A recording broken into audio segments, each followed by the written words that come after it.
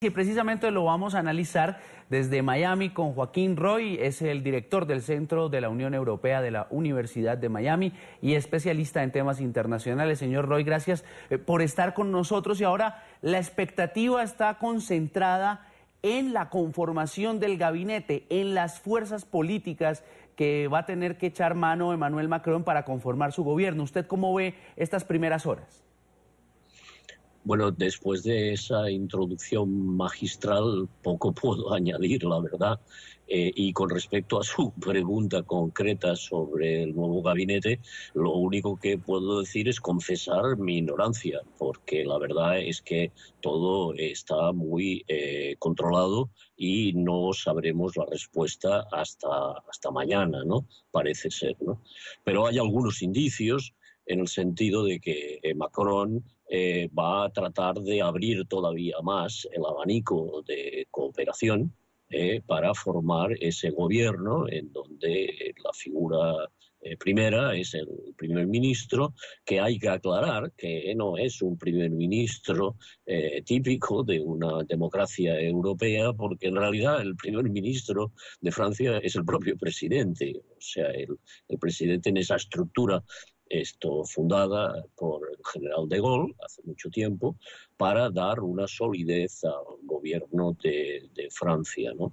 En donde esa figura presidencial se convertía en una especie de heredero de la figura del rey. Incluso durante muchos años su mandato fue excesivamente largo, era de 7 años, fue reducido recientemente a 5, ¿no?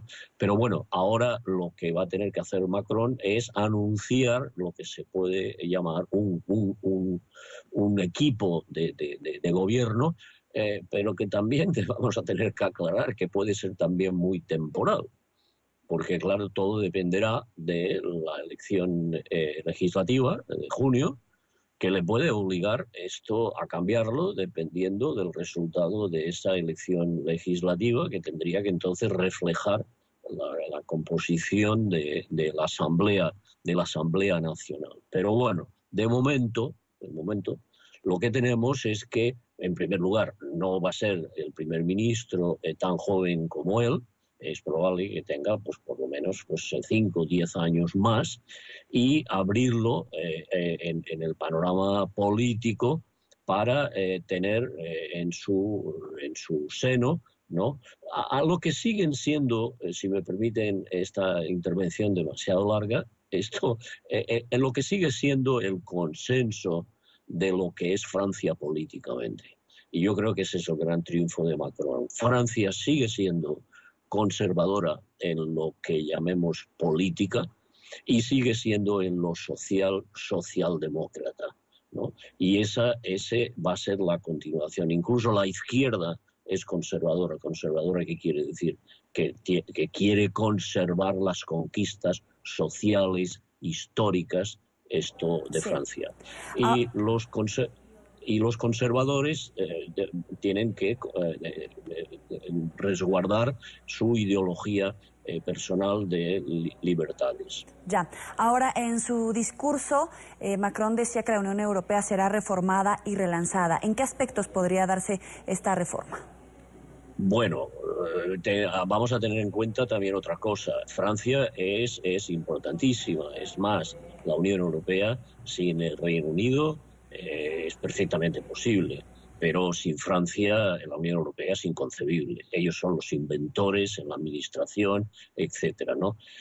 Para eso, si quiere cambios sustanciales que se necesitan en la Unión Europea, va a tener que contar con la colaboración de otros socios imprescindibles, entre ellos, naturalmente, Alemania. Y no es casualidad que precisamente el primer viaje de Macron sea precisamente a Alemania, ¿no?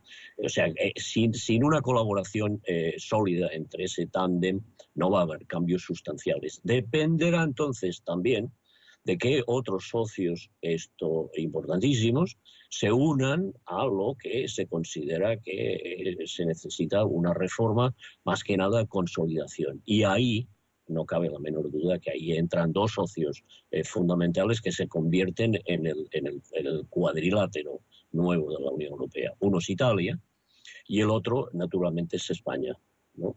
teniendo en cuenta que el gobierno español está consolidado, ¿no?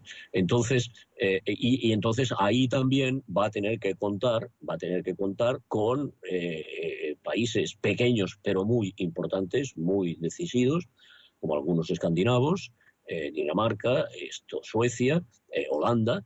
No cabe la menor duda, y entre todos estoy hablando de esas trifulcas internas, entre todos convencer a los descarriados que consideran que esto de la Unión Europea no va para ellos. Por ejemplo, en estos momentos, por así decirlo, el malo de la película es Hungría, que se tendría que enviar un mensaje al gobierno húngaro diciendo, mire, oiga, ténganlo en cuenta, esto es un club para jugar a tenis y ustedes quieren jugar a la petanca, ¿no?